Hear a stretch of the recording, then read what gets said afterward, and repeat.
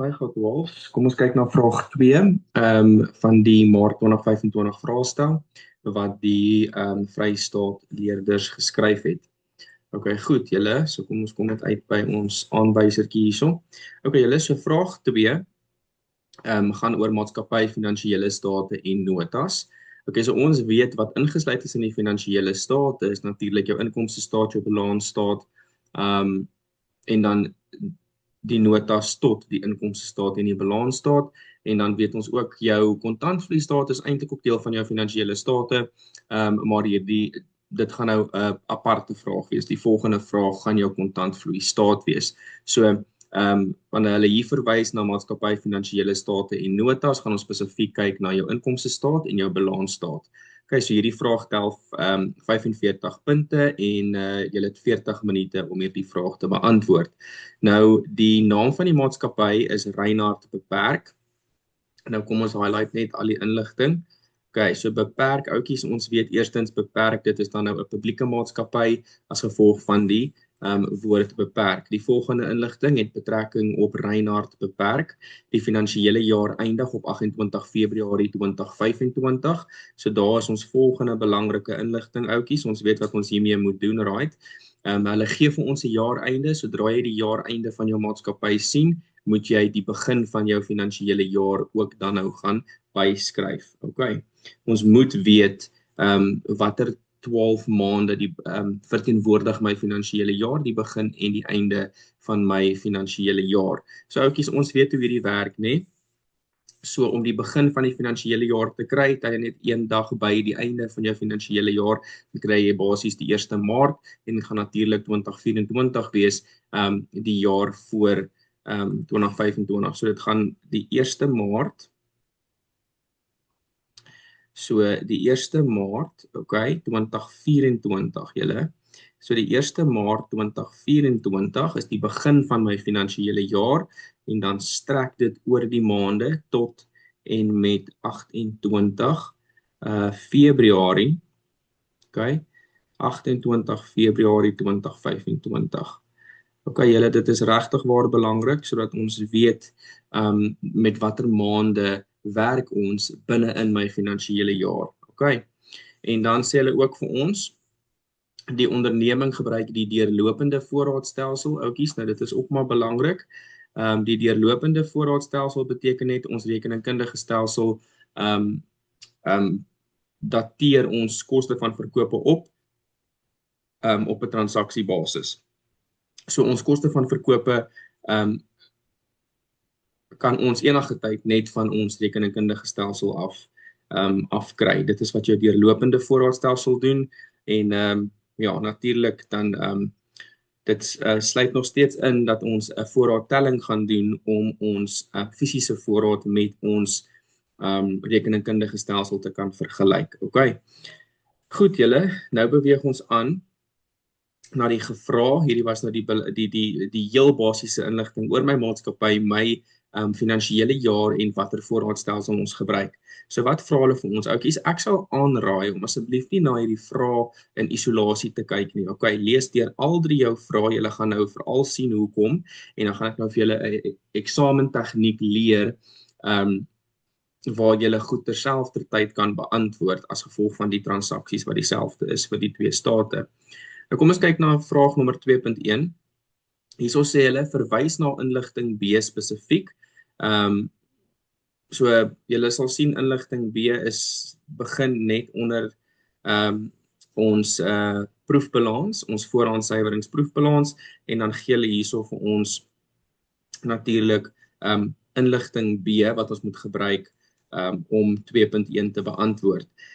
Nou die eintlike vraag vir 2.1 is bereken die korrekte netto wins na belasting vir die jaar geëindig 28 Februarie 2025, dui 'n plus aan vir toename en 'n minus vir 'n afname en dit is jou eerste 15 punte van jou 45 punte, julle. Nou wat belangrik is jy moet die korrekte netto wins na belasting vir die jaar gaan uitwerk, julle. OK, so korrekte netto wins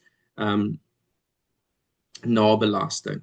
So kom ons gaan na inligting B toe. Ouetjies, hierdie 2.1 is basies Jy hoef nie die formaat van jou inkomstestaat te doen nie, maar oukies, wat is die doel van 'n inkomstestaat? Dit is om ons netto wins na belasting te kry van ons maatskappy, nê, sodat ons dit kan gebruik om ons balansstaat op te stel, nê, want die balansstaat gaan na jou behoue, jou netto wins gaan na jou behoue inkomste of jou behoue verdienste nota toe. So hierdie 2.1 is tegnies jou inkomstestaat.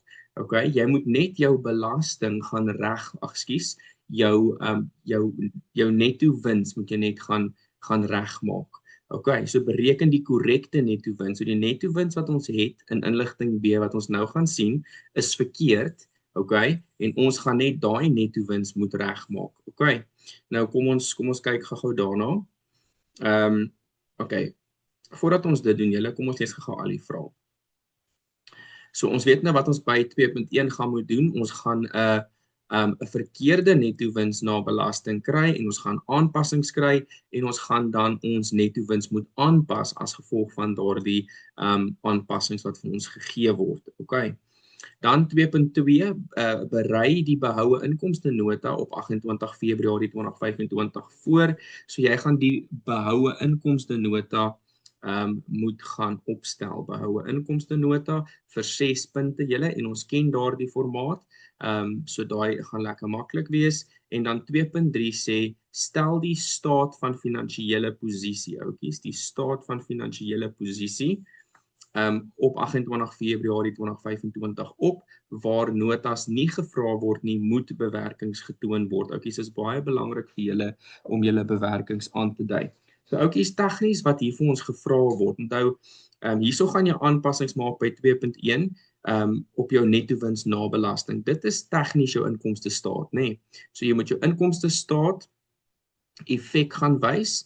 Jy moet jou balansstaat effek gaan wys, want jy gaan jou staat van finansiële posisie moet gaan opstel en dan gaan jy ook jou behoue inkomste nota moet gaan opstel. Oukies, so hierso vra hulle die effek op albei jou inkomstestaat, okay, en dan jou balansstaat. Oukies, alhoewel hulle nie by 2.1 uitdruklik sê stel die inkomstestaat op nie, daai formaat val weg. Die inkomstestaat is opgestel, maar ons het 'n paar aanpassings wat ons moet maak met daardie netto wins na belasting van daardie inkomstestaat. Okay. So, kom ons val nou weg want ons weet nou oukies, ons moet die effek op die inkomstestaat gaan doen en die effek op die balansstaat gaan doen. So ek gaan spesifiek vir julle 'n eksamentegniek wys wat jy kan gebruik om seker te maak dat jy die effek op albei jou state kan gaan insit. Okay. Goed, so kom ons val dan nou weg. Kom ons gaan na inligting B toe. So ons gaan nou begin om 2.1 te beantwoord, julle, okay? Ons gaan die korrekte netto wins na belasting vir die jaar gaan ons gaan uitwerk, okay? So en hulle het gesê ons moet spesifiek verwys na inligting B toe. So daar gaan ons nou. So inligting B, hulle sê vir ons dat die netto wins voor belasting van 2.419.100 is bepaal voordat die volgende inligting in ag geneem is. Okay, so dit is so tegnies is hierdie nou hierso, hierdie 2.419.100 rand is dan nou die verkeerde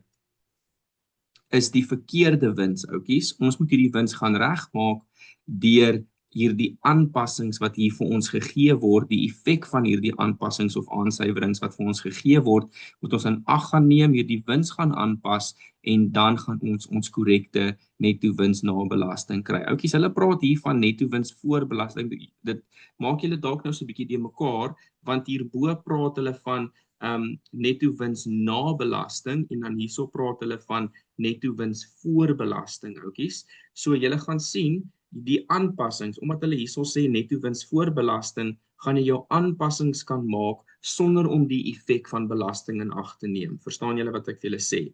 So dis hoekom hulle vir julle hierso sê netto wins voor belasting, sodat jy net jou normale aanpassings kan gaan doen en dan gaan julle sien hierso op die einde.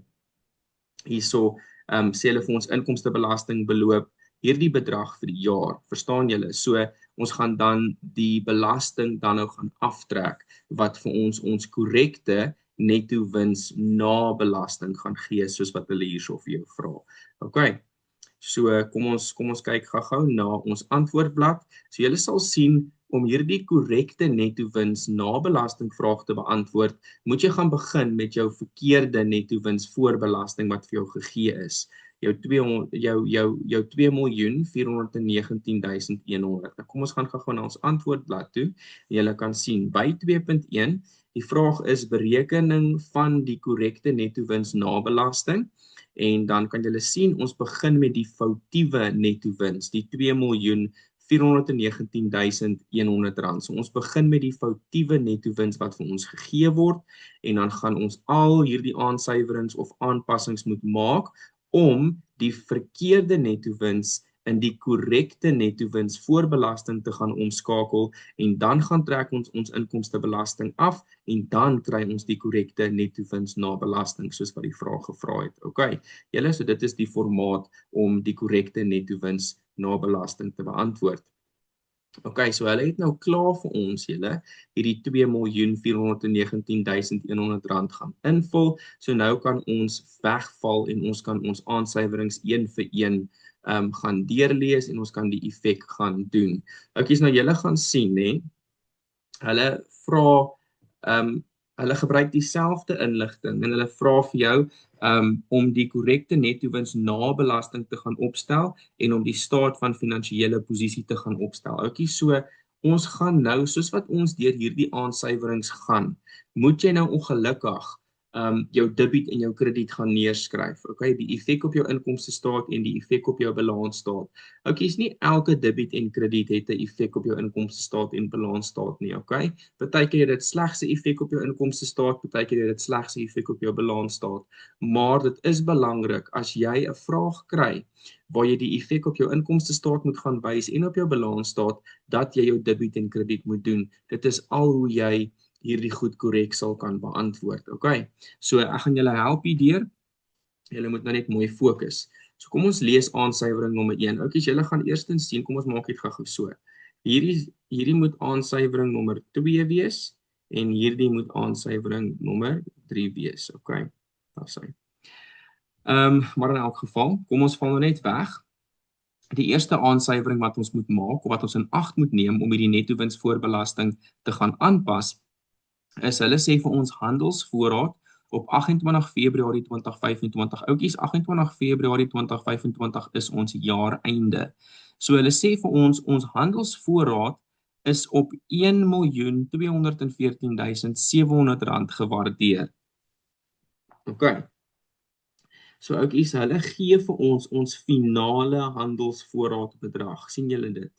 Ons het handelsvoorraad gaan tel wat in ons stoorkamer is aan die einde van die jaar en dit reflekteer handelsvoorraad van 1.214.700. Nou ons weet van finansiële state aanpassings van graad 10 af, dat sodra hulle vir ons handelsvoorraad se waarde gee aan die einde van die jaar, die fisiese voorraadopname se resultaat, wat moet ons gaan doen? Oukies, ek weet hulle het nou net gesê kyk na inligting B, maar ons weet wanneer ons hierdie lees, moet ons hierdie finale handelsvoorraad wat ons getel het, moet ons gaan vergelyk met ons handelsvoorraad in ons rekeningkundige rekords, om te gaan kyk of daar 'n handelsvoorraad tekort of 'n handelsvoorraad surplus is, right? Ons almal weet dit.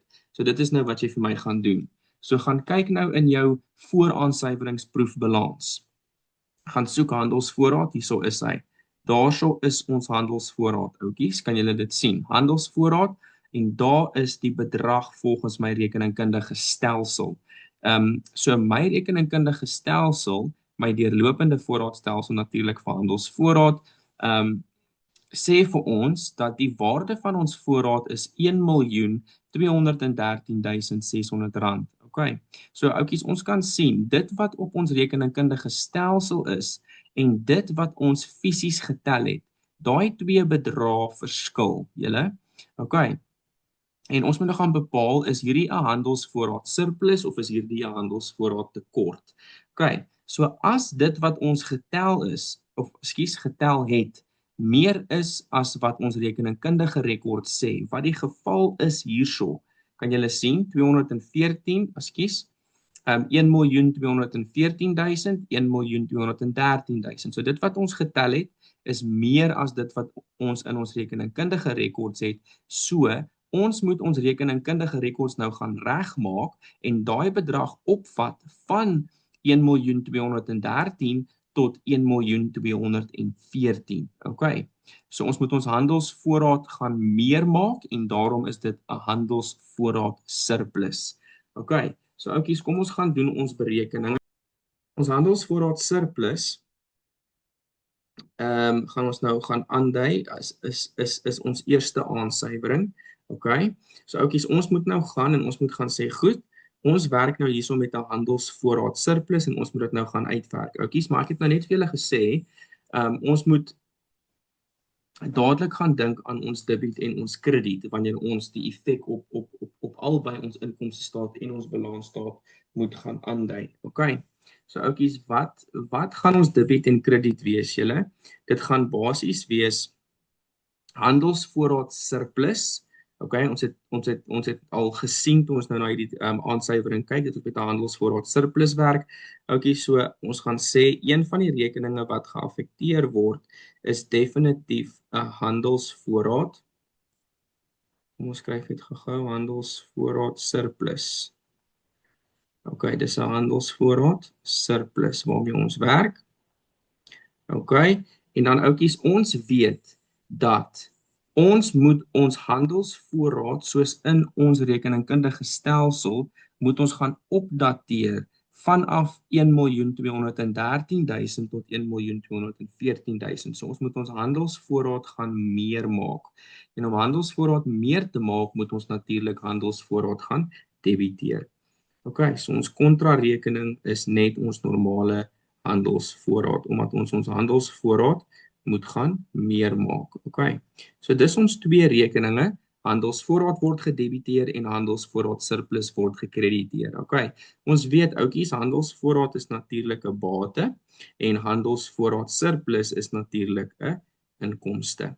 So jou handelsvoorraad gaan jou bate, die effek hiervan gaan in jou staat van finansiële posisie wees, want dis waar my bates lê, en die effek van hierdie handelsvoorraad surplus, jou inkomste gaan natuurlik in jou inkomste staat lê. Nou kort ons net die bedrag van die surplus oukies, en ons moet natuurlik nou maar net gaan en ons moet die twee bedrae van mekaar gaan aftrek. Okay.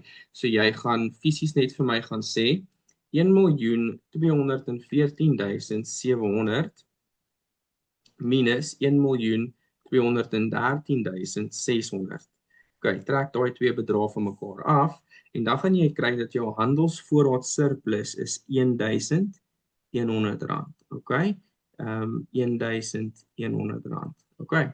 So oukies, daai het jy die bedrag van jou handelsvoorraad surplus en nou kan ons gaan en ons kan die effek hiervan gaan aandui in ons finansiële state.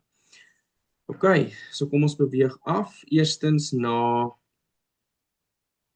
2.1 toe, waarmee ons nou besig is. So, kan julle sien, hierso staan handelsvoorraad. Daar staan handelsvoorraad met 'n lyntjie vir jou om te gaan skryf of dit 'n handelsvoorraad tekort of 'n handelsvoorraad surplus is. Nou ons weet dit is 'n handelsvoorraad surplus. Okay? So jy gaan op hierdie lyntjie gaan jy vir my skryf surplus en dan gaan jy jou berekening gaan wys. Okay, so jy gaan vir my wys dat dit was dit moet R1.214.700 wees. Daarvan af gaan trek ons wat ons rekeningkundige rekord sê dit is en dit is R1.213.600, nee. Okay, so daar gaan wys jy vir my jou berekening, gaan trek die twee goed van mekaar af en dan is ons aansuiweringsbedrag, weet ons, is R1.100. Oukies, maar nou moet ons mooi gaan dink, nee. Kyk gou hierso, wanneer ons nou teruggaan na ons debiet en krediet effek hierso. Okay, so oukies, ons gaan nou spesifiek kyk na hierdie inkomste hierso, die handelsvoorraad surplus, hierdie inkomste. Oukies, wat het 'n effek op jou wins? Jou inkomstes en jou uitgawes het 'n effek op die wins wat jy maak. Okay. En dan natuurlik jou belasting, maar hierdie aansuiwerings hierso is voorbelasting. Okay. So ons moet nou gaan kyk wat maak ons met hierdie inkomste oukies. Die handelsvoorraad surplus word gekrediteer, reg? So wanneer ons 'n inkomste krediteer, dan word ons inkomstes meer, okay? En inkomstes wat meer word, vermeerder my wins. Okay. So nou kan ons afbeweeg en ons kan gaan sê, okay, daar is my verkeerde wins. Wat moet ek met hierdie wins doen om hierdie transaksie in ag te neem? Dit is 'n inkomste wat vermeerder, so ek gaan R1100 daarby moet gaan bytel. Okay, verstaan ons dit. Maar nou moet ons ook gaan dink, oudjies. Okay, so daar het ons nou klaar die effek op my inkomste staat, julle. Ons het nou klaar die effek op my inkomste staat gaan insit. Maar nou moet ons gaan onthou, ons moet die effek op my balansstaat ook gaan aandui, nê? Okay, ons moet ons handelsvoorraad gaan meer maak met R1100. Okay. So oudjies, daar is verskillende maniere om hierdie te doen, maar jou antwoord bly dieselfde. Wanneer jy sien dat daar vir jou 'n fisiese voorraad opname gedoen was en hulle gee vir jou die finale waarde van jou handelsvoorraad, dan gaan jy dadelik na jou staat van finansiële posisie toe, want jy weet dan nou, handelsvoorraad is as dit gewaardeer. So jy gaan skryf dadelik hierdie bedrag langs jou handelsvoorraad neer, want hulle sê vir jou dit is die finale handelsvoorraadwaarde. So kom ons gaan na ons staat van finansiële posisie toe. Dis dan nou by 2.3 julle. Jy gaan na jou staat van finansiële posisie toe, jy gaan na jou voorraad toe, kan julle sien onder bedryfsbates, daarso is my voorraad, oudjies, en dan gaan skryf jy sommer dadelik die bedrag. Dis R1.214.700. Okay. So oudjies, daar, want hulle gee vir jou, dit is die finale waarde, en daar het jy nou al klaar punt. Okay, en hoe kry ons hierdie bedrag? Volgens my aansuiwering, ons vat ons vooraansuiweringsproefbalansbedrag, wat R1.213.600 was. Wat het ons met daai bedrag gedoen? Ons moes dit vermeerder het met R1.100, om dit te kry na die finale waarde van die voorraad wat ons fisies getel het. Okay, so oudjies, dit is dan nou wat jy met jou voorraad doen, en kan julle sien in die staat van finansiële posisie, het ons toe nou ook daai R1.100 in ag geneem. So nou kan ons gaan en ons kan nou sê ons het hierdie gedeelte ook in ag geneem. En oudjies, wanneer jy jou debiet en krediet so doen, sodra jy klaar, jy kan sulke regmerkies maak, maar om nie die mekaar te raak nie, oudjies, kan jy altyd net so 'n streepie deurtrek, dan weet jy het klaar albei die debiet en die krediet effekte in jou state gaan insit. Okay.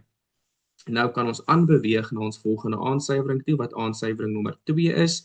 Hulle sê vir ons hier vir Maart 2025 is vooruit ontvang.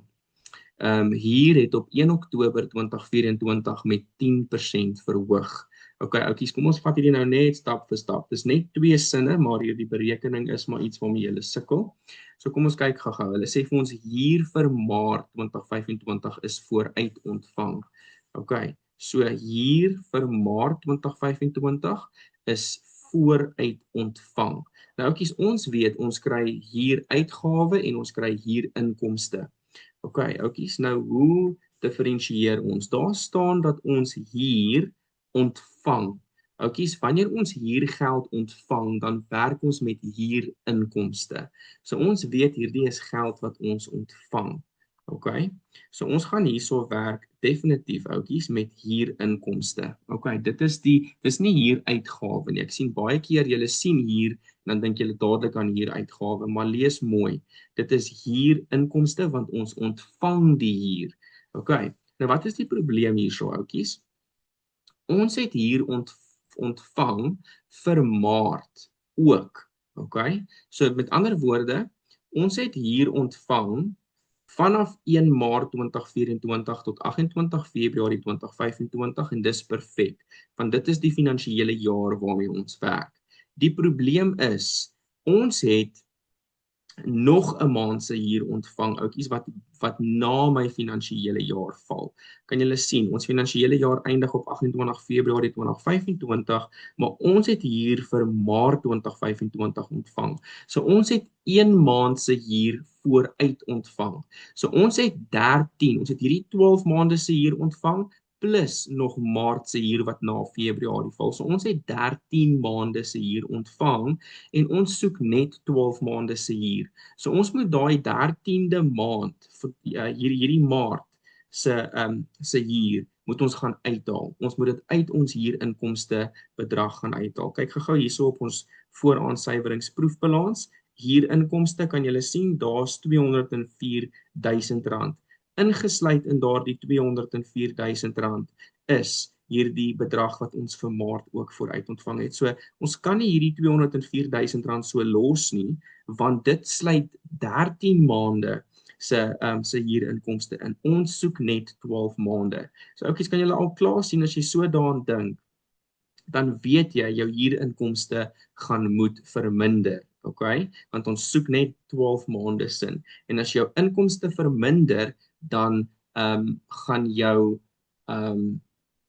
winste ook verminder. Okay, so ons weet nou al klaar wat ons moet doen. Omdat ons 1 maand sin moet gaan uithaal, gaan jou inkomste verminder. En as jou inkomste verminder, dan gaan jou winste ook verminder. Okay, so dit is 'n manier hoe jy dadelik jou teken kan gaan uitsorteer. Jy weet met jou huurinkomste gaan ons, wat ook al die aansuiveringsbedrag is, gaan ons dit moet gaan aftrek. Okay, goed, so dan kan ons nou wegval en die berekeninge gaan doen.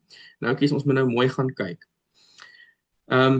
Dis belangrik vir jou om altyd die eerste ding, wanneer jy so vooruit ontvang of opgelope inkomste of uitgawes of wat ook al, jy moet altyd gaan bepaal vir hoeveel maande het jy die huur ontvang. Okay, so hierdie 204,000 verteenwoordig, ons het net nou al vir mekaar gesê, dit verteenwoordig 13 maande se huur. Stem julle saam met my? Okay, ons het ons volle 12 maande se huur ontvang vanaf ons huurders plus maartsinne. Okay, so dis belangrik, die totale aantal maande. Nou moet ons daardie totale aantal maande moet ons nou gaan opdeel tussen hoeveel maande tydens ons finansiële jaar het ons net ons normale huurbedrag ontvang en vir hoeveel maande het ons die 10% verhoging ontvang. Okay, so oukies, ons weet dat vanaf die begin van ons finansiële jaar, vanaf die 1 Maart 2024 tot 30 September, dit is net voor Oktober, Kyk, ons kan nie Oktober tel nie, want op die 1 Oktober het ons al die 10% verhoging. So ons moet stop, ons moet die maand net voor Oktober gaan kry, en dit is dan nou September. So ons moet gaan tel, vir hoeveel maande was daar nie 'n verhoging nie. Nou wanneer ons tel, ons finansiële jaar het in Maart begin. So dis Maart, April, Mei, Junie, Julie, Augustus, September.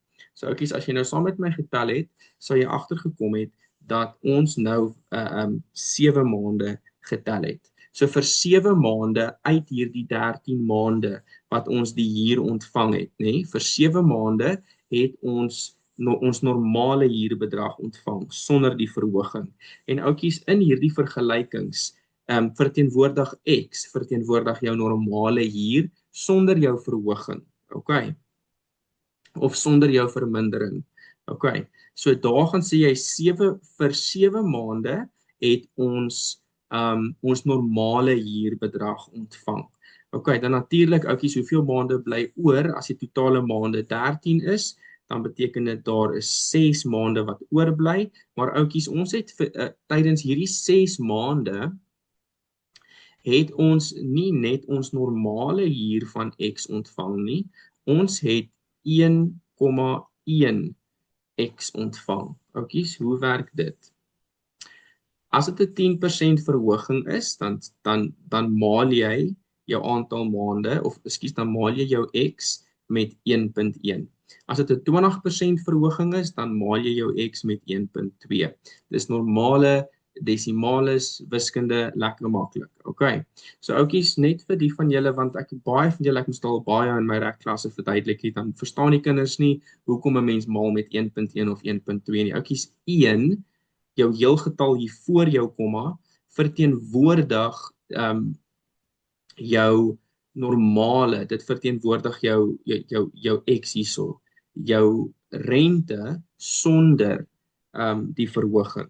So om die verhoging by te gaan sit, moet jy die komma 1 gaan bysit, die 10%. of die 20% of die 30%. Verstaan julle wat ek sê? So omdat dit 'n 10% verhoging is, gaan jy jou X gaan maal met 1.1. OK. So oukies, daai is wat ek ervaar wat vir my die maklikste en die vinnigste is, gaan maal dit dan nou net met 1.1, dan het jy jou verhoging in berekening gebring.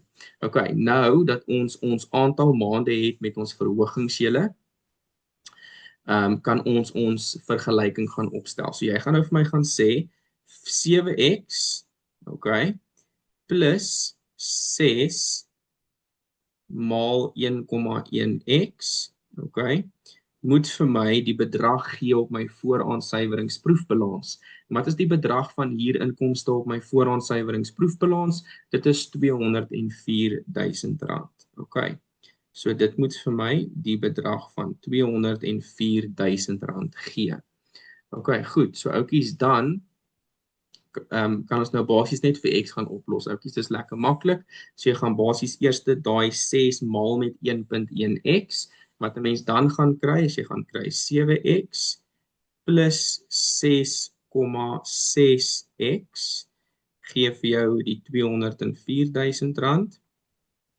OK, en dan as jy jou x'e bymekaar tel, dan kry jy 13,6x is gelyk aan R204.000.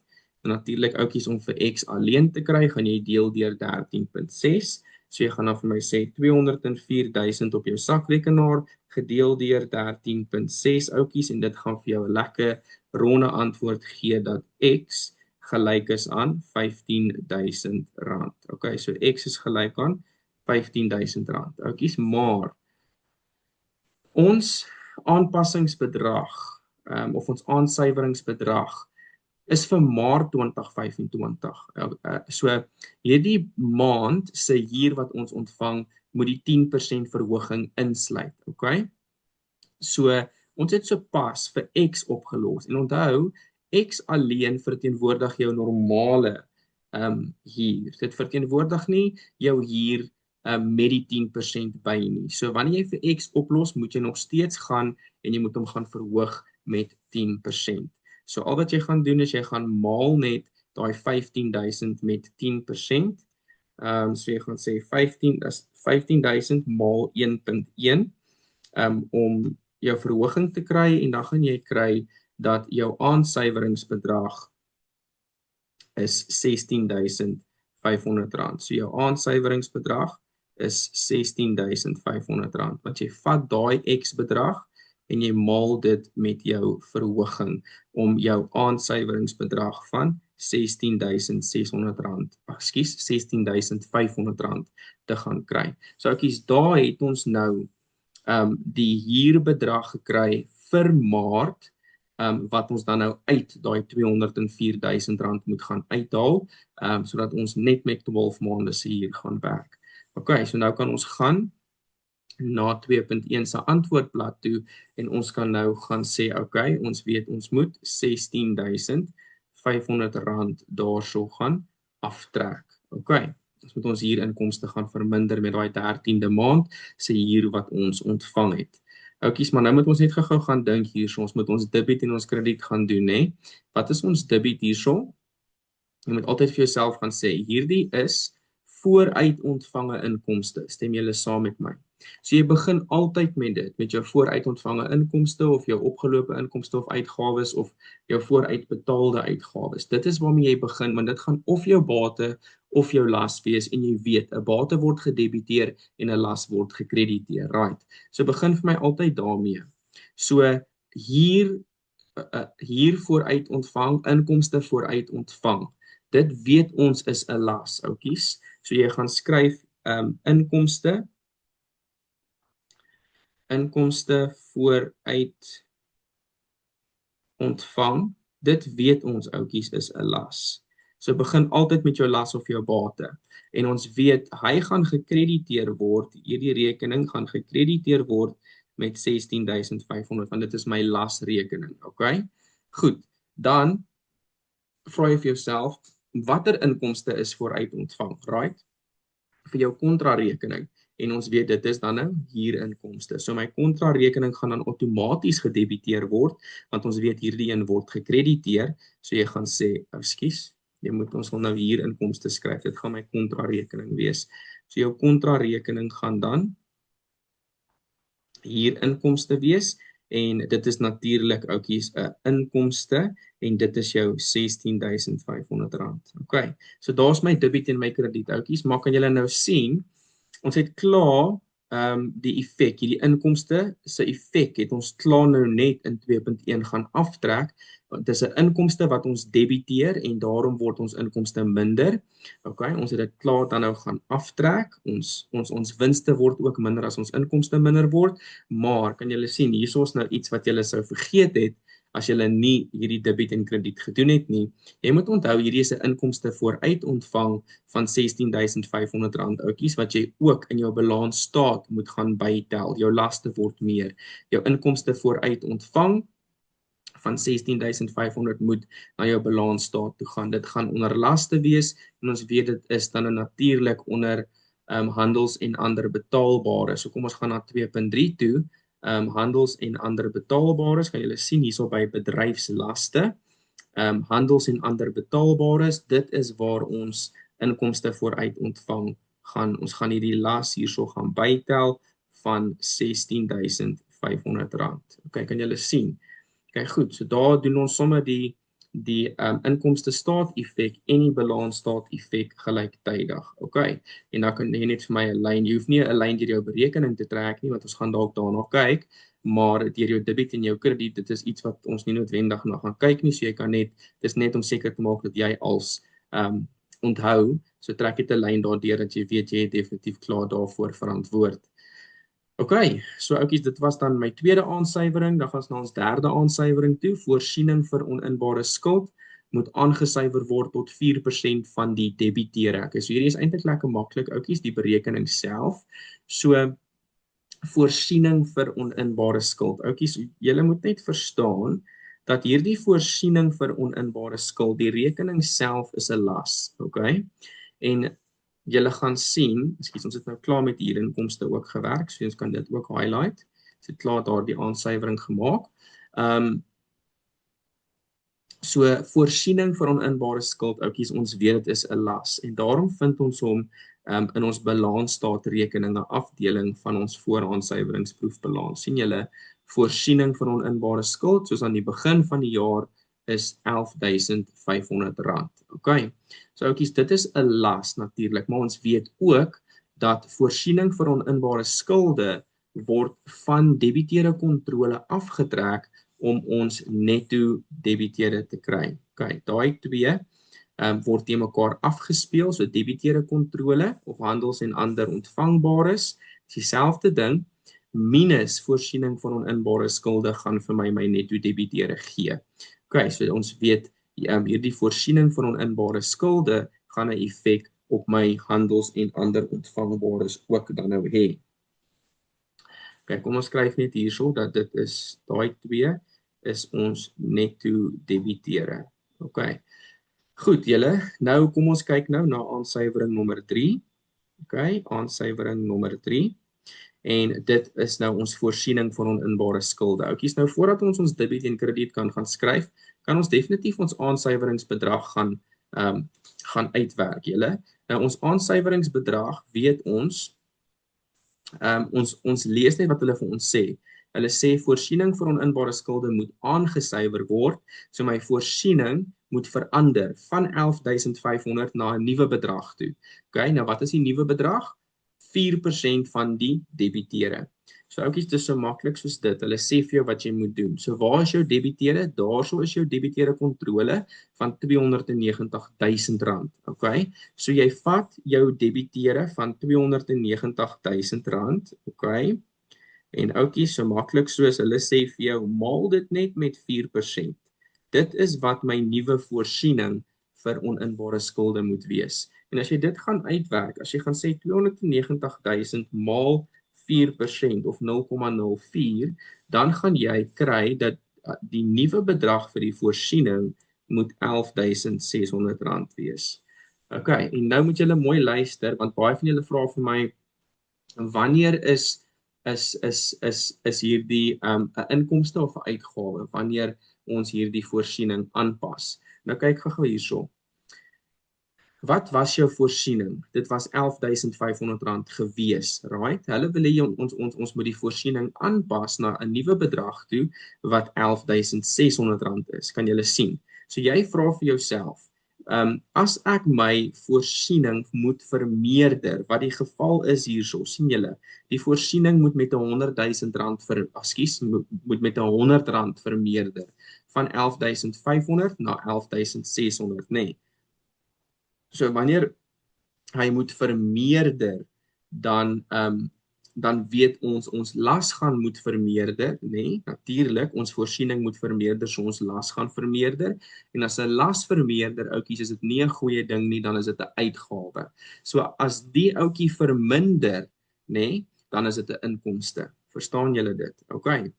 Goed, so kom ons weet ons aansuiweringsbedrag julle is dan basies dan nou R11.600, ons nuwe bedrag vir ons voorsiening, minus ons ou bedrag vir ons voorsiening van R11.500, so ons aansuiweringsbedrag is net R100. Okay, so daar het ons nou ons aansuiweringsbedrag. Ons kan sien ons voorsiening vir oninbare skulde moet vermeerder na 11.600 toe. So kom ons gaan jy gaan jou voorsiening, kom ons skryf dit gou, ons weet ons voorsiening vir oninbare skuld. Okay, ons voorsiening vir oninbare skuld, dit is ons lasrekening julle. Okay, hy gaan moet vermeerder, nee, want hy moet vermeerder van 11.500 na 11.600 toe, so met R100. So hierdie lasrekening gaan moet vermeerder met R100 en daarom gaan ons hom krediteer. En dan wat is my kontrarekening julle, wat ook al ek nou moet gaan skryf, het ek natuurlik aan die debietkant gaan skryf. Stem julle saam? Want die voorsiening is 'n las en hy is al klaar aan die kredietkant. Okay. So wat ook al ons kontrarekening is, gaan natuurlik aan die debietkant moet plaasvind. Okay. So dit is ons voorsiening vir oninbare skuld aansuiwering. Dit is 'n baie lang naam, maar dit gaan jou aansuiwering wees. So dit is jou voorsiening vir oninbare skuld aansuiwering. Okay. En dit gaan altyd jou kontrarekening wees. Julle, dit gaan voorsiening vir oninbare skuld wees en voorsiening vir oninbare skuld aansuiwering. Okay, en hierdie aansuiwering kan of 'n inkomste wees of dit kan 'n uitgawe wees. Ons het sopas vir mekaar gesê, omdat my las moet vermeerder van 11.500 na 11.600 toe, my las vermeerder, daarom gaan hierdie voorsiening 'n uitgawe wees. Okay. En daarom moet hy gedebiteer word. Hierdie aanpassing moet dan gedebiteer word. Okay. Nou, ons weet natuurlik, hierdie R100, die voorsiening vir oninbare skuld aansuiwering, hierdie uitgawe.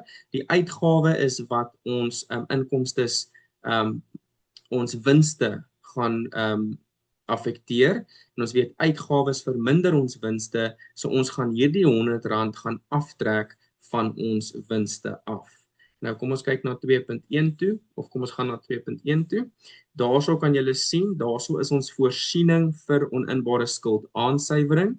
Okay, en ons weet dit is 'n uitgawe julle, en jou, daar's nie regtig plek nie, maar jy kan hierso gaan sê dit is jou 11.600 minus jou 11.500, nee. Dit gee vir jou aansuiweringsbedrag van R100, en ons weet, omdat ons voorsiening moes meer geword het met R100, het ons las vermeerder, en daarom is hierdie 'n uitgawe, en uitgawes verminder ons wins. Okay. So uitgawes verminder ons wins, en daarom moet ons hierdie R100 gaan aftrek. Okay. Julle, dan moet ons nou eintlik nou maar net versigtig wees hierso. Ons moet gaan onthou dat hierdie is die netto debitering. Ons moet onthou dat die voorsiening vir oninbare skulde op my balansstaat, op my staat van finansiële posisie, moet hierdie 11.500 plus hierdie R100 aansuiwering, wat ons hom nou opvat na 11.600 toe, moet afgetrek word, oudjies, van ons debiteerde kontrole. OK, so daar is ons debiteerde kontrole van 290.000. So kom ons gaan na ons handels en ander ontvangbares toe op ons staat van finansiële posisie en ons moet dan hierdie 11.500 gaan aftrek en ook die vermeerdering na 11.600 toe. Oukies, jy het twee opsies. Jy kan of net 11.600 jou nuwe voorsiening gaan aftrek wat hy moet wees, of jy kan jou 11.500 aftrek en dan ook jou R100 gaan aftrek. Dit gaan ons dieselfde effek vir jou gee. Ek sou aanraai om net jou hele aangepaste aansuiwering te gaan aftrek. So kan julle sien, oukies, hierso onder bedryfsbates, hierso is ons handels en ander ontvangbares, ons 290.000, ons weet ons debiteerde kontrole val onder handels en ander ontvangbares, daar is die bedrag klaar in. Nou, weet ons moet ons voorsiening vir oninbare skulde gaan aftrek. Nou oukies, jy kan sê minus 11.500, nee, en dan weer minus 100, nee. Dis mos eintlik wat nou gebeur het. Maar ek sou aanraai om net jou totale nuwe aangepaste bedrag te gaan aftrek. Sodra jy hom uitgewerk het, onthou net om dit van jou debiteerde kontrole te gaan aftrek. So jy gaan trek jou volle 11.600 dan nou af van jou handels en ander ontvangbares, jou debiteerde kontrole wat nou al reeds daarso is. OK, en dit is hoe 'n mens dan nou hierdie debiet en krediet dan nou gaan uitsorteer. OK, so die uitgawe is klaar gaan aftrek van ons winste af en ons het klaar die effek van die R100 so pas in ons staat van finansiële posisie gaan aftrek, so ons is nou klaar daarmee ook. OK, kom ons beweeg nou af na die volgende aansuiwering toe. Goed, so aansuiwering nommer 4, 'n jaarlikse versekeringspremie, oukies, 'n jaarlikse versekeringspremie, OK? Jaarlikse versekeringspremie. Jaarlikse versekeringspremie beteken hoeveel maande? Dit beteken 12 maande. OK, so 'n jaarlikse versekeringspremie van R9.600, oukies, dit beteken ons het 12 maande se versekering betaal en dit was R9.600, nee. OK, is vir die tydperk van 1 Oktober 2024 tot 30 September 2025 betaal. OK, so ons het reeds hierdie bedrag betaal, oukies. So dis versekering, né? Ons het vir versekerings betaal. Ons weet versekering is 'n uitgawe in ons boeke, maar wat is my probleem nou hierso, oukies? Ons stel ons finansiële state op net tot en met 28 Februarie 2025. So my probleem is hierso dat ek tot en met 30 September 2025 betaal het. En julle sien hier sluit ons maande in. As ons hierdie R9.600, nee, net so los in ons boeke, reg? Dan is daar bedrae in wat verband hou met ons volgende finansiële jaar. So ons moet eintlik daai gedeelte tot en met 30 September 2025 moet ons gaan uithaal uit hierdie R9.600 uit. Verstaan julle dit? So ons gaan nou tegnies hierdie R9.600 moet verminder om net die gedeelte in te sluit wat deel is van ons finansiële jaar. OK. So ons gaan 'n uitgawe, want versekering is 'n uitgawe, ons gaan 'n uitgawe moet verminder. OK. So wanneer ons 'n uitgawe verminder, oukies, is dit mos nou 'n goeie ding, né? Die vermindering van 'n uitgawe lei tot die vermeerdering van winste. So jy weet dat wat ook al die aansuiweringsbedrag is wat ons nou gaan uitwerk, gaan ons moet gaan bytel. Verstaan julle? Want ons gaan 'n uitgawe verminder en wanneer 'n uitgawe verminder word, gaan ons winste verseker vermeerder. So jy kan so lank gaan na 2.1 toe en jy kan vir jouself gaan sê hierso by versekering weet ons gaan die aansuiweringsbedrag nou gaan uitwerk, maar ons weet natuurlik omdat hierdie uitgawe verminder, gaan ons winste vermeerder. OK. Goed. So kom ons gaan doen gou-gou ons aansuiweringsbedrag. OK. So nou moet ons gaan tel, oukies, vir hoeveel maande hoeveel maande val buite ons finansiële jaar? Okay, so ons finansiële jaar eindig op 28 Februarie, so ons gaan vanaf Maart tel. So Maart 2025 tot 30 September 2025 is die maande wat nie binne my finansiële jaar val nie en dis wat ek wil uithaal. So kom ons tel is Maart, April, Mei, Junie, Julie, Augustus, September. Okay, so dit is 7 maande. So uit hierdie 12 maande, van hierdie 12 maande bedrag, is daar 7 maande. Daar's 7 maande oudjies wat buite my finansiële jaar val. Ons moet daai 7 maande gaan wegvat. Okay. So dis eintlik maar lekker maklik. So kom ons gaan sê gou-gou ons berekening hierso vir aansuiwering nommer 4. So vir aansuiwering nommer 4 gaan ons sê ons gaan natuurlik ons jaarlikse versekering vat 9600 en ons moet dit gaan maal met 7 van die 12 maande en dit gaan vir my die bedrag gee wat buite my finansiële jaar val. So wanneer jy sê 9600 en jy maal dit met 7 en jy deel dit deur 12, dan kry jy R5600. Okay, so dit is my aansuiweringsbedrag. Dis die bedrag wat ek hierdie uitgawe moet verminder. Okay, so ek gaan R5600 moet gaan aftrek van my versekeringsuitgawe af, want dit is buite my finansiële jaar. Okay, nou weer eens oudjies, jy moet nou jou rekeninge gaan identifiseer. Nou wanneer ons gaan kyk na die aard van hierdie transaksie, nê. Ons het versekering vooruitbetaal, stem julle saam? Want ons het tot en met 30 September 2025 hierdie versekeringspremie betaal. So ons het versekering vooruitbetaal. Versekering is 'n uitgawe, so hierdie is 'n vooruitbetaalde uitgawe. So 'n vooruitbetaalde uitgawe weet ons is 'n bate. So dis die eerste ding waarmee jy gaan deel, né? Jy kan gaan skryf, ons eerste rekening waarmee ons gaan werk is dat hierdie 'n vooruitbetaalde uitgawe is. Okay? En ons weet dat 'n vooruitbetaalde uitgawe is 'n bate, so daarom gaan ons R5600 debiteer. So ons weet ons kontrarekening gaan ons moet krediteer met R5600. Okay, en ons weet wat ons kontrarekening is. Jy vra net vir jouself watse uitgawe het ons vooruitbetaal en dan kan jy net vir my gaan sê dit is versekering. Okay. So ons het versekering vooruitbetaal. Alright, en daar het jy jou 2 rekeninge. Okay, versekering weet ons natuurlik is 'n uitgawe. So hierdie uitgawe R5600 gaan 'n effek op my winste hê, nê. So kan julle sien versekering is 'n uitgawe wat gekrediteer word. Dis nog 'n manier jy kan wag tot by die stap om te kan sien hoekom jy dit gaan minder maak, hoekom jy jou uitgawe moet gaan minder maak, want jy krediteer jou uitgawe, so jou uitgawe verminder en daarom gaan jou winste moet vermeerder. So daar gaan skryf ons nou ons R5600, gaan skryf ons nou dit is ons aansuiweringsbedrag. Winste vermeerder omdat uitgawes verminder. Okay, en ons berekening hierso is ons R9600 wat ons gaan maal met 7 oor 12 maande wat buite my finansiële jaar val. Okay.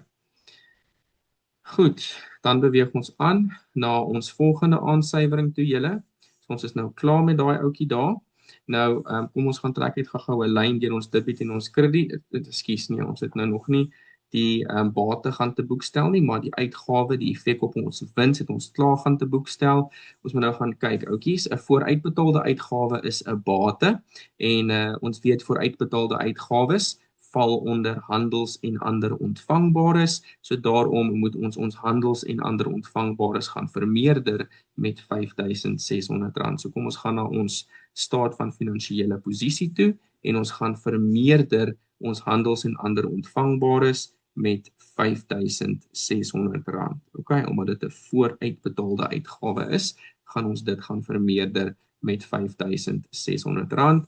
Oukies, en dan het ons albei gedoen en dit is te boek gestel, so ons kan nou aanbeweeg na ons volgende aansuiwering toe. Okay, die volgende aansuiwering is aansuiwering nommer 5. Okay. Okay, aansuiwering nommer 5, hulle sê vir ons die ouditeur het ontdek dat die wins met die verkoop van 'n voertuig van R4.900 verkeerdelik as 'n verlies getoon is. Okay, oukies, nou hier moet ons mooi gaan dink, nê. Nee. So die ouditeur het ontdek dat 'n wins met verkoop van 'n voertuig. So hierdie is eintlik 'n wins, oukies. So wat doen 'n wins met ons winste? Dis baie logies. 'n Wins vermeerder jou wins, natuurlik, nê. Nee. So hierdie wins met verkoop van 'n voertuig moes eintlik bygetel gewees het by ons wins. Stem julle saam met my? Maar die rekenmeester het verkeerdelik dit as 'n verlies getoon. En wat doen 'n verlies met wins? 'n Verlies verminder jou wins. Okay. So die rekenmeester het hierdie R4.900 gaan aftrek van ons winste af, omdat hy of sy dit as 'n verlies gaan aantoon het. Okay? So ons moet dit gaan regmaak, ouetjie. So ons moet eers te gaan en ons moet eers hierdie fout gaan regmaak, nê? So ons moet R4.900 gaan bytel net om die fout te gaan regmaak, verstaan? So ons gaan sê goed om sy of haar fout te gaan regmaak, gaan ons R4.900 moet gaan bytel, verstaan julle? Okay. Dit gaan die effek van die persoon se fout 0 maak. Want die persoon het R4.900 gaan aftrek, so ons gaan tel dit nou net by om die fout, om die effek 0 te maak, verstaan julle? So nadat ons die eerste R4.900 gaan bytel het, is die effek 0. Ons het die fout reggemaak, maar ons moet eintlik R4.900 gaan bytel by ons wins. Okay, die effek huidiglik is 0. So om die R4.900 te gaan bytel, moet ons om ons wins te vermeerder met R4.900, moet ons weer R4.900 gaan bytel. Okay, verstaan julle? So hierdie is ons moet dit gaan dubbel bytel. Okay, eerstens om die fout te gaan regmaak, om die effek 0 te maak, en tweedens dan om ons wins te vermeerder met die wins met die verkoop van 'n bate. Verstaan julle? So dis 'n dubbel effek en daarom dit is so maklik soos dit. Jy gaan dit net vir my gaan inskryf hierso, jou regstelling van jou fout. Dit gaan letterlik jou R4.900 maal met 2 wees. Okay, eerstens om die foute reg te maak, die effek 0 te maak en dan om dit by wins by te tel. En natuurlik oukies, regstelling van 'n fout. Ons gaan natuurlik dit by wins moet bytel. So dit gaan 'n plus wees en dan R4.900 maal 2 gaan natuurlik dan vir jou R9.800 gee wat ons dan nou gaan bytel om ons winste te gaan vermeerder met die korrekte bedrag. Okay. Oukies, dan gaan ons aan na, dis ons laaste aansuiwering, hierdie aansuiwering nommer 6 en 7. So ons weet aansuiwering nommer 7 praat net van die inkomstebelasting. Okay, so en nommer 5 is ons laaste aansuiwering en hy is die moeilikste aansuiwering uit die klomp. So ons moet net gou-gou so 'n bietjie aandag gee hierso. Nou, die maatskappy het twee direkteure gehad. Okay, oukies, wag net gou-gou. Kom ons praat net gou-gou hier, hoor, want julle wonder seker, okay, wat nou van my debiet en my krediet hierso by nommer 5, okay? Oukies, hierdie is 'n wins, dis 'n fout wat gemaak was. Dit was 'n fout in my inkomste staat. So verstaan julle wat ek sê, ons gaan die fout regmaak, okay, in my inkomste staat en ons gaan die wins bytel in my inkomste staat, oukies. So omdat hierdie fout slegs in my inkomste staat plaasgevind het, is dit nie nodig. Daar is 'n debiet en 'n krediet, maar daar is nie 'n been in die debiet en krediet wat enigsins my staat van finansiële posisie gaan affekteer nie. Verstaan julle wat ek sê? So daarom om hierdie winsfout reg te maak, is dit net die effek op 2.1 en nie op my staat van finansiële posisie nie. Okay. So kom ons beweeg dan nou aan. Ek wil net nie daai gelos het nie. Die maatskappy het twee direkteure gehad wat 'n oukies gesamentlike jaarlikse fooi van R1.065.200 ontvang het, nadat hulle maandelikse fooie op 1 Augustus 2024 elk met R5.800 verhoog is. So kom ons stop nou net daar. Okay. So ons het 2 direkteure, nê? En ons weet direkteure kry direkteursfooie, okay, op 'n maandelikse basis, nê? Hulle kry geld elke maand omdat hulle direkteure is. Okay. Nou, hierdie 2 direkteure het vir ons finansiële jaar, nê, die jaarlikse fooi vir 12 maande. Kom ons maak dit gou so.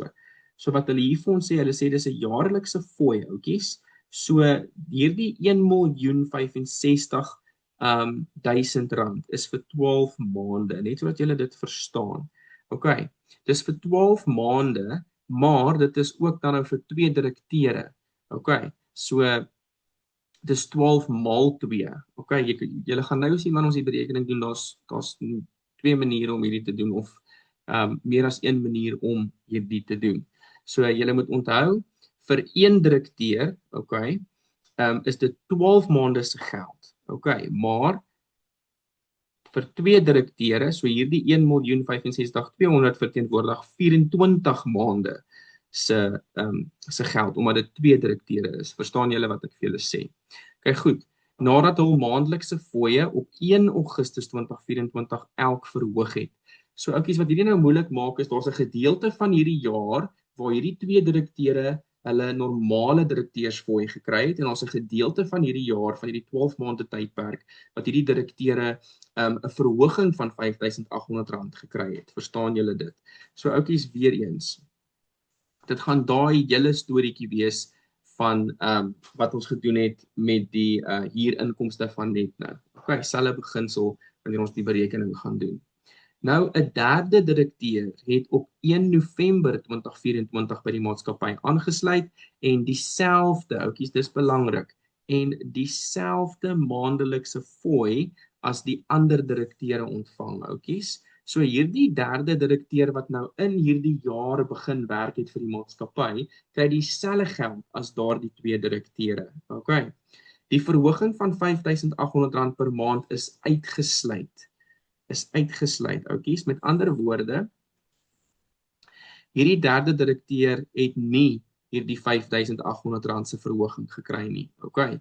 Hierdie direkteur se totale fooi is nog verskuldig. So die totale fooi is nog verskuldig. Oukies, wat beteken dit? Ons moet nog hierdie derde direkteur se totale fooi vir die tydperk wat hy vir ons gewerk het, moet ons dan nou vir hom gaan betaal. Okay, nou kom ons kyk gou-gou, hoe lank het hierdie direkteur vir ons gewerk? Die direkteur het op 1 November by ons aangesluit, okay? So vanaf 1 November tot ons finansiële jaareinde is November, Desember, Januarie, Februarie. Okay, so hierdie nuwe direkteur was met ons vir 4 maande. So hy moet geld kry vir 4 maande. Hy moet 4 maande se direkteursfooie kry. Okay, maar hulle gee nie hier vir ons 'n direkteursfooi per direkteur per maand nie. So dit is wat ons moet gaan uitwerk. Verstaan julle wat die probleem is?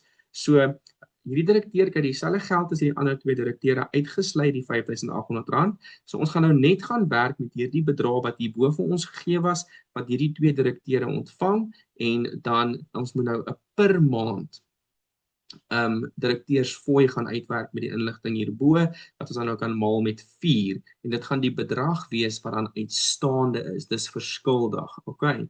So dit is basies uitgawes betaalbaar, stem julle saam, dis 'n las. Okay, so kom ons fokus gaan net wees om ons aansuiweringsbedrag te gaan kry, julle. Okay, ekskuus, ons is klaar met die enetjie. So ons kan nou aanbeweeg na aansuiwering nommer 6 toe. Okay, so kom ons doen dit.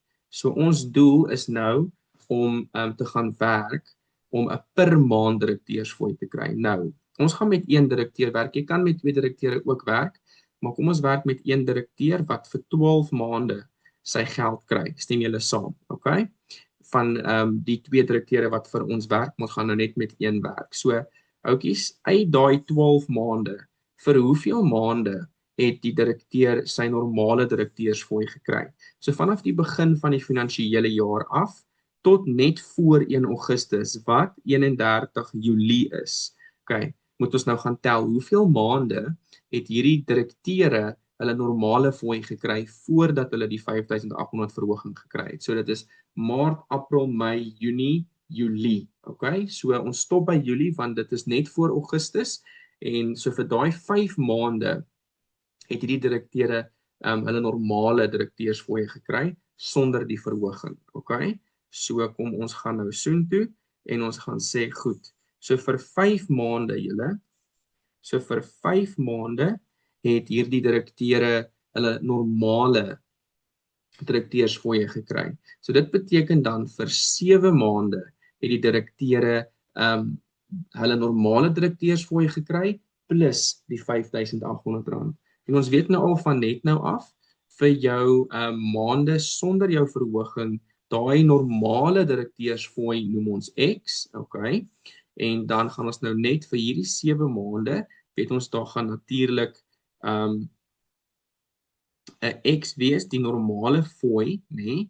Maar vir daai 7 maande oudjies het hulle X, die normale fooi gekry plus R5800. Okay. So dit is hoe 'n mens dit so doen. Okay, wanneer hulle 'n persentasie gee soos net nou, sê jy 1.1x, maar wanneer hulle vir jou 'n verhogingsbedrag gee, sê jy natuurlik dan nou x plus die bedrag wat vir jou gegee is. En dan is dit net wiskunde van hier af. Okay.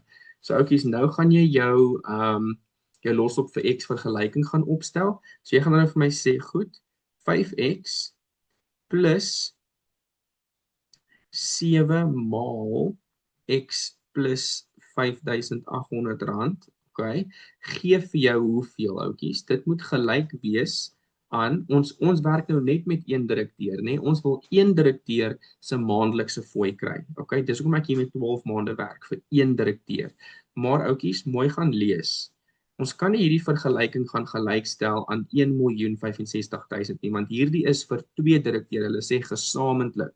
So om net vir een direkteur se jaarlikse direkteursfooie te kry, moet jy hierdie 1.065.200 moet jy dit gaan deel deur 2, want ons werk nou net met een direkteur se geld.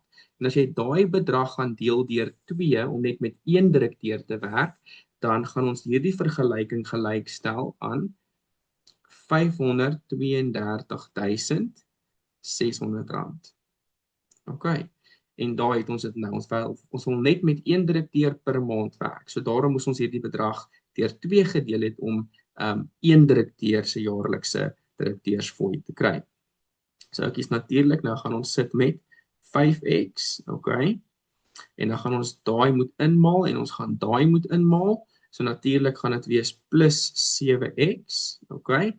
En dan 7 maal 5800 julle gaan vir jou 40.600 gee, so dan plus jy, dis wiskunde wat nou hier plaasvind, dan plus jy 40.600 en dan gaan dit gelykgestel word aan R532.600. Okay.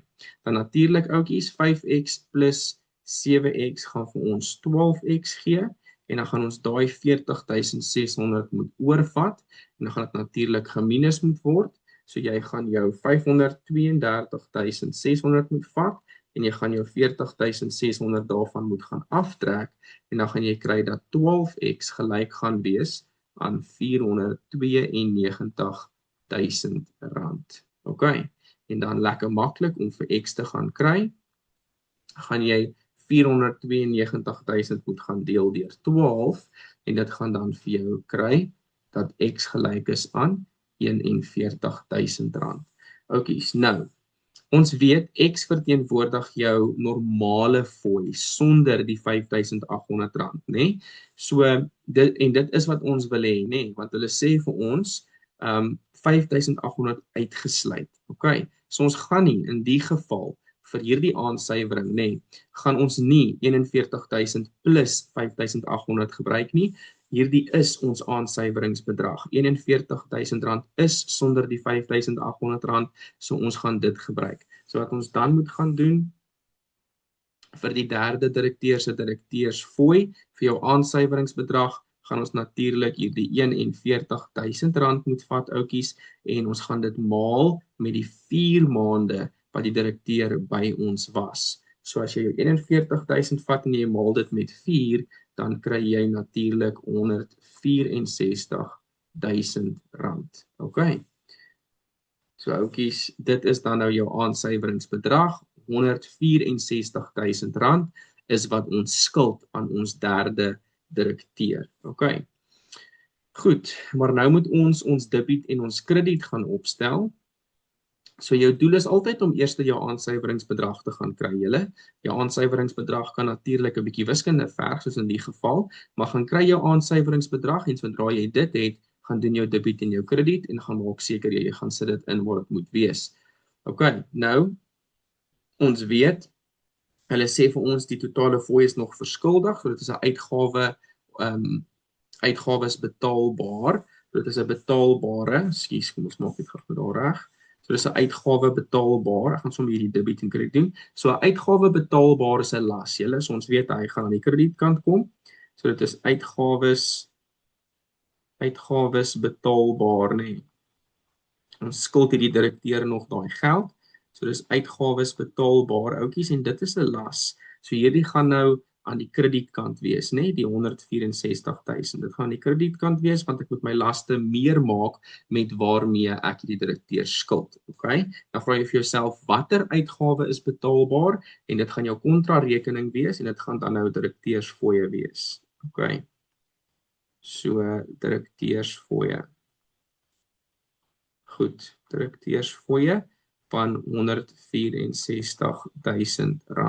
Dit is dan wat jy gaan debiteer en ons weet direkteursfooie is 'n uitgawe, so dit is wat die effek gaan wees op my wins. Okay. So oukies, wat doen ons met hierdie uitgawe? Ons debiteer die uitgawe. Dit beteken die uitgawe word natuurlik meer, né? So as 'n uitgawe meer word, dan word ons winste minder. So kom ons gaan maak ons winste minder met R164.000. So minus R164.000. Daar gaan maak ons wins minder met daardie uitgawe. Kom ons gaan check hom net af dat ons hom wel te boek gestel het.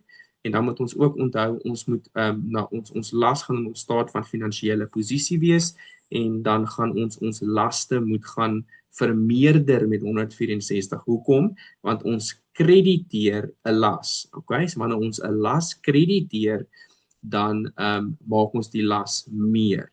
So uitgawes betaalbaar gaan onder handels en ander betaalbares wees. So ons gaan daai 164.000 by 2.3 onder handels en ander betaalbares gaan ons dit moet gaan bytel. So ons gaan sê plus R164.000 onder handels en ander betaalbares. Okay. Goed, omdat dit 'n betaalbare is, ons skuld die direkteur nog daai geld. So nou het ons daai ook gedoen en dan het ons daai heeltemal ook te boek gestel. En kan julle sien, nou is ons klaar met ons aansuiwerings, nê? So ons is nou klaar met die tawwe ouetjie en daar het ons dit ook nou te boek gestel. Die laaste enetjie van inligting B sê vir ons die inkomstebelasting beloop R676.500 vir die jaar. Okay, so dit gaan ons net by ons inkomstebelasting gaan inskryf. So kom ons gaan dan nou af en gaan na ons antwoordblad toe en ons weet ons gaan nou hierso by inkomstebelasting ouetjies en dit wat belangrik is, asseblief onthou julle formate. Inkomstebelasting verminder jou winste. So jou inkomstebelasting moet asseblief in hakies kom. So dit is 676.500. Dis wat ons vat daai bedrag net so en ons gaan skryf dit en dit moet in hakies wees want belasting verminder jou wins. Okay. So nou kan ons die korrekte netto wins voor belasting gaan uitwerk deur die foutiewe netto wins te vat en al die aanpassings effekte te gaan optel en aftrek om die korrekte netto wins voor belasting te kry. So gaan doen dit gou-gou. So dit is 2419 met 3 nulle plus 1100 minus 16.500 minus 100 plus 5.600 plus 9.800 en dan minus ons die R164.000. Okay. En dit gaan dan vir ons, of maak dit gou seker dat ons die regte bedrag hierso in het. Okay. Het ek die regte goed ingevul? Kom ons maak dit gou seker.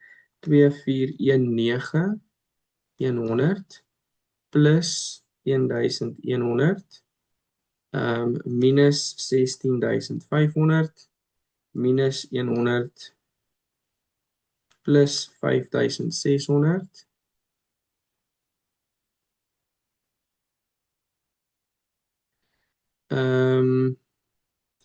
plus 9.800 en dan minus 164.000. Daar is hy. Goed, dan kry ons die bedrag van 2.255.000. Okay, so dis 2.255.000. Dit is dan nou ons korrekte netto wins voor belasting en dan gaan vat jy daai korrekte netto wins voor belasting en jy gaan trek jou inkomstebelasting af en dan wanneer jy gaan sê minus 676.500, dan gaan jy kry dat jou finale netto wins na belasting se antwoord is dan 1.578.500. Okay, dit is dan nou jou netto wins na belasting. So daar het jy jou eerste 15 punte in jou saak, oudjies, maar jy het gelyktydig sommer die effek op jou van hierdie aansuiwerings op jou staat van finansiële posisie gaan aandui. So jy gaan nie tyd mors deur al die goeders te gaan lees om te kyk wat jou effek op jou staat van finansiële posisie is nie. Okay. So oudjies, ons weet nou ons is klaar daarmee. Ons inkomstebelasting en nou kan ons aanbeweeg met ons inligting om ons weet ons is nou klaar met 2.1 en nou kan ons gaan na inligting C toe of ons gaan nou soek vir die inligting om ons behoue inkomste nota te gaan invul. Oukies, maar ek moet gou vir julle ietsie sê. Ons weet nou, formate is verskriklik belangrik in rekeningkunde reg. So dit is baie belangrik vir julle om jy ken jou formaat mos nou van die behoue inkomste nota. Okay? Okay, so ons moet natuurlik dan nou ons kan ons formaat gaan invul van ons behoue inkomste nota. So kom ons begin sommer hierso. Direk na die saldo aan die begin van die jaar van jou behoue inkomste. So ek moenie nou worry oor bedrae nie. Ons wil net gou dit help verskriklik baie as jy formaat ken en dan weet ons dan nou ons watter bedrae kom waar. Okay. So die formaat sê vir ons dat onder die saldo aan die begin van die jaar moet ons netto wins gaan insit. Okay, ons vat ons netto wins net so van ons inkomste staat af en ons moet ons netto wins hierso gaan inskryf, julle. En oukies, ons het sopas ons netto wins na belasting gaan uitwerk van 1.5 miljoen. So jy gaan skryf jou netto wins net so neer. Okay, 1.578.500 rand. Okay, oukies, so daar het jy nou al klaar 'n punt, 1 uit 6 deur net, en as jy foute hier gemaak het, maak dit nie saak nie. Jy gaan 'n met foutpunt kry deur net hierdie netto wins oor te dra na jou behoue verdienste nota toe. Oukies, jy gaan altyd jou netto wins of jou netto verlies gaan jy moet oordra van jou inkomste staat af na jou behoue inkomste nota toe. Onthou, 'n netto wins tel jy by en 'n netto verlies gaan jy dan nou vir ons aftrek in jou behoue inkomste nota. Okay. Dan weet ons ook nou ons gaan nou verder lees oor inligting, maar hierdie is gewoonlik hierdie lyntjie is dan nou die terugkoop van aandele. Okay? Maar ons het nog niks daarvan gelees nie en dan weet ons dan nou hieronder sê hulle vir ons hier is ons dividende. Ons het ons tussentydse dividend, maar oukies hulle het klaar vir ons die bedrag hier ingeskryf. So ons weet al wat dan nou hierby kan kom is as ons 'n finale dividend. Okay? 'n finale dividend gaan verklaar het, dan is dit wat ons formaat vir ons sê, tussentyd en finale dividend. Okay. So oukies, dis wat ons nou formaatgewys al kan gaan invul. Nou kom ons gaan dan nou op en gaan lees inligting nommer C. Hier praat hulle van dividende en aandele, so hulle sê vir ons 'n tussentydse dividend van R480.000 is op 1 September 2024 betaal. So die oukies, hierdie 480.000 is binne my finansiële jaar alreeds betaal. Okay, so dit is ons tussentydse dividend, ons hoef nie daarvoor te verantwoord nie, dit is deur die bank en dit is dan nou klaar ingeskryf vir my. My tussentydse dividend van R480,000 lê al klaar onder my behoue inkomste nota. OK, dan moet ons nou verder gaan lees. Dit was nou nommer 1. OK, dis klaar daar. Nommer 2 sê vir ons, die direkteure het 'n finale dividend van 27 sent per aandeel op 28 Februarie 2025 verklaar op alle aandele wat tot op datum uitgereik is. OK, so oukies, daar is 'n finale dividend van 27 sent per aandeel van alle aandele wat uitgereik is, maar aandele wat op 1 Februarie teruggekoop is, kwalifiseer nie vir 'n finale dividend nie. Okay? So hier kan ons sien daar was aandele wat teruggekoop was. Okay? So daar was aandele wat teruggekoop was en hierdie aandele wat teruggekoop was, kwalifiseer nie vir die finale dividend nie. Okay, oukies. So hoe ons dan nou hierdie finale dividend gedeelte hierso gaan invul, is ons gaan natuurlik ons hakie maak en ons gaan ons berekening gaan wys.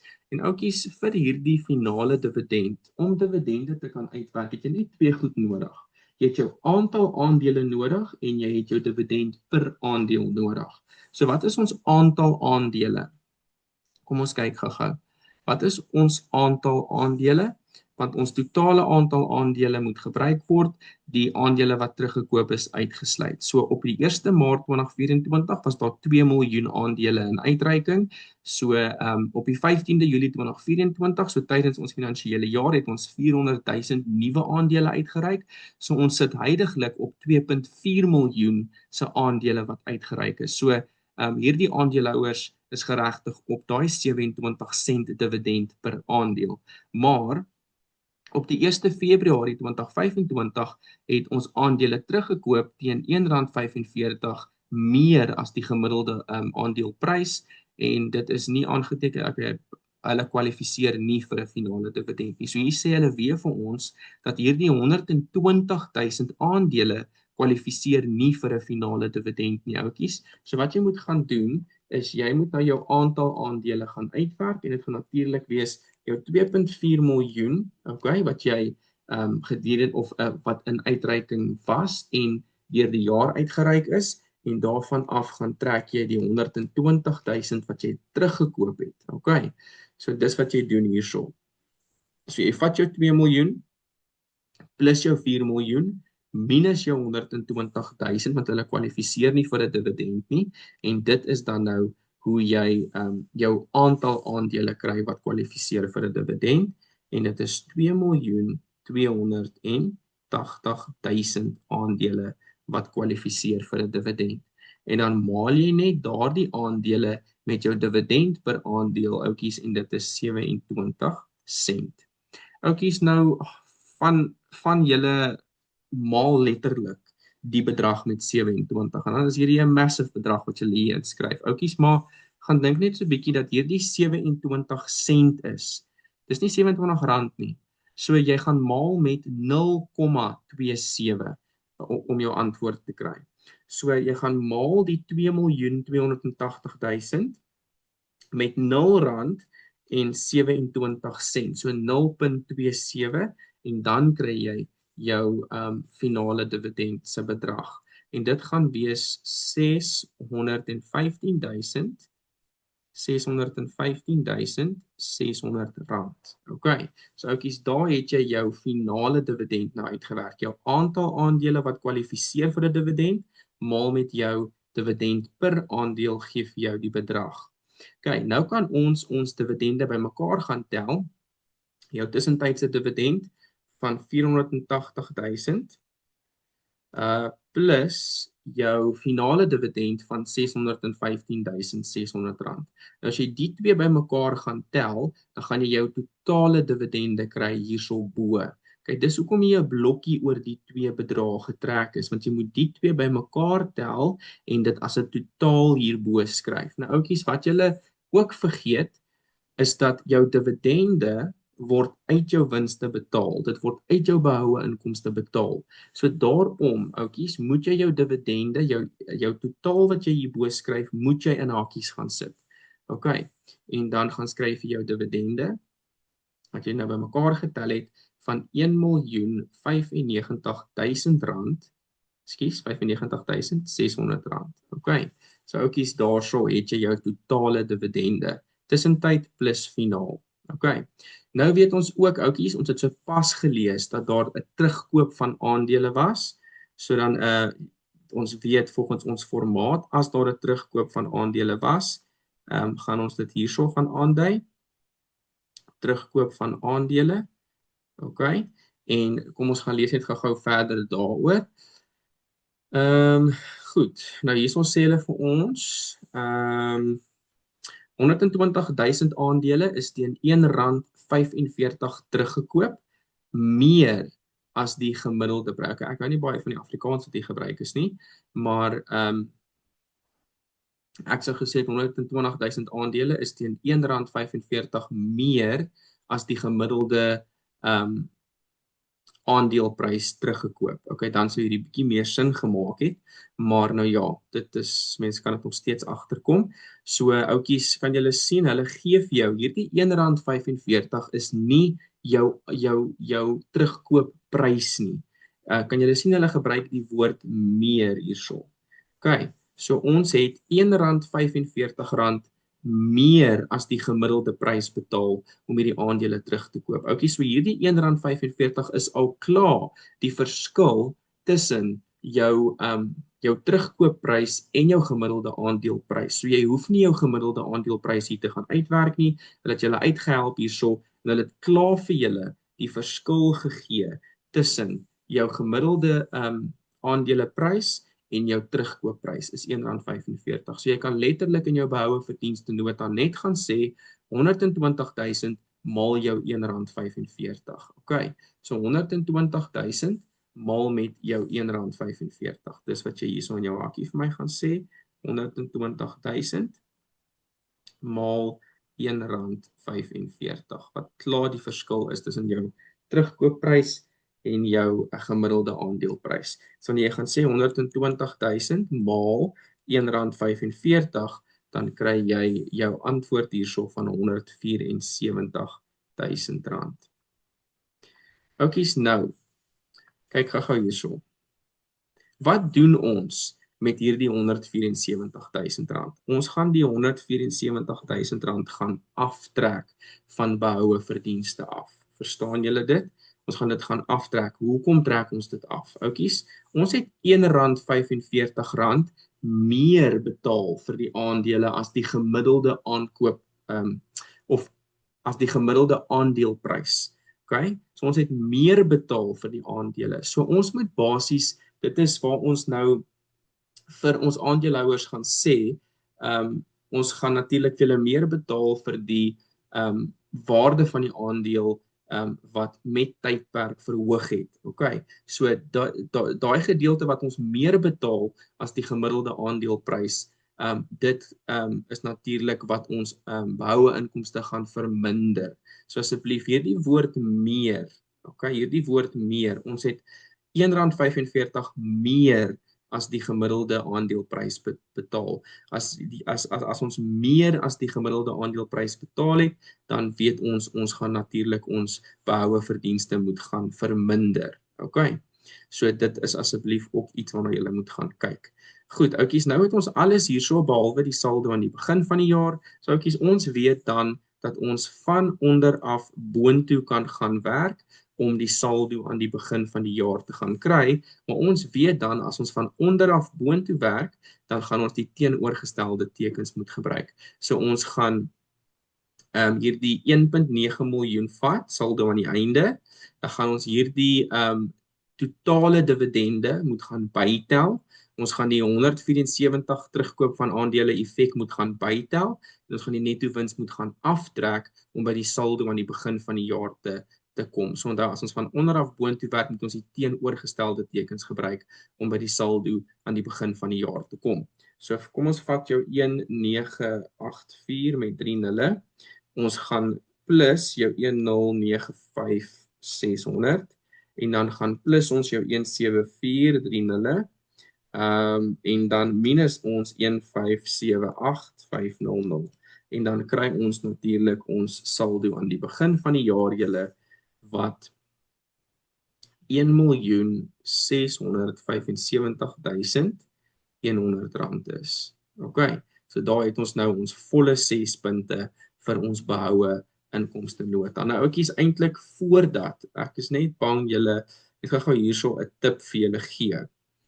Okay, hierso by dividende en aandele, ouetjies, moet jy ook hierdie goed gaan lees as op die uitkyk wees vir veranderinge of vir goed wat ons moet gaan verklaar op ons finansiële state. Okay, so ons weet natuurlik dividende, nee, die tussentydse dividend is nou al klaar op ons behoue verdienste nota en dan ook hierdie finale dividend, julle. Maar hierdie tussentydse dividend is al reeds betaal. Hy is deur die bank, hy is al reeds betaal. Die probleem met hierdie finale dividend, ouetjies, is dat ons hom nog nie betaal het nie, nê? Want ons het hom op jaareinde het ons hom verklaar. Okay? So ons het verklaar dat ons 'n dividend van 27 sent per aandeel aan al ons aandeelhouers gaan betaal, uitgesluit ons 120.000 terugkoop. So, ons het natuurlik dan nou 'n verwagting geskep dat ons hierdie dividende gaan betaal, so dit is dan nou ook ons skuld tegnies. Dis 'n betaalbare, ons skuld hierdie dividende aan ons aandeelhouers. Nou kom ons kyk gou-gou, julle moet asseblief onthou, wanneer jy finale dividend wat verklaar is lees, moet jy gaan onthou om hierdie ook in jou finansiële state te gaan insit, oukies. So ons skuld hierdie dividend nog aan ons mense, aan ons aandeelhouers. So dit is 'n las, okay, omdat dit nog verskuldig is en die naam is, ekskuus, ek moet nou die Engelse woord geskryf het, dis aandeelhouers vir dividende. Okay. So dis aandeelhouers vir dividende. Okay, dit is jou lasrekening. Dit beteken ons moet nog hierdie dividende betaal, so daarom skuld ons hierdie dividende aan ons aandeelhouers en ons noem dit aandeelhouers vir dividende. Ons het al klaar ons bedrag moes nou uitgewerk. Ons bedrag is moes nou hierdie 615.600, so dit is ons aansuiweringsbedrag is 615.600, maar dit is nou aan die kredietkant 615.600, okay, aandeelhouers vir dividende wat 'n las is en dan is dit nou basies net jou gewone dividende, okay, of dividende verklaar, okay. Dividende verklaar is jou ander rekening en dit is dan natuurlik jou uitgawe rekening wat ons nou al klaar in ons behoue verdienste nota gaan insit het van 615.600 rand. Okay. So oukies, hierdie 615.600, hierdie uitgawe gedeelte, het ons nou klaar hierso gaan insit. Dus die effek is nou klaar hierso in ons behoue inkomste nota. Okay, dis klaar daar. So nou moet ons nog net hierdie las effek gaan insit, né? Hierdie las effek van 615.600 moet ons nog in ons finansiële state gaan insit. Okay. So aandeelhouers vir dividende, hierdie las moet ons dan nou in ons staat van finansiële posisie nog gaan insit. En julle gaan sien, hulle het vir ons 'n lyn oopgelos hierso vir aandeelhouers vir dividende. Okay. So ons gaan hierso gaan skryf onder ons bedryfslaste. Kyk gou hierso. Ons werk onder ons bedryfslaste en hier is waar ons aandeelhouers vir dividende gaan inskryf. Hoekom? Want ons gaan hierdie dividende binne die volgende 12 maande betaal, so daarom is dit 'n bedryfslas. So ons gaan nou hierso skryf aandeelhouers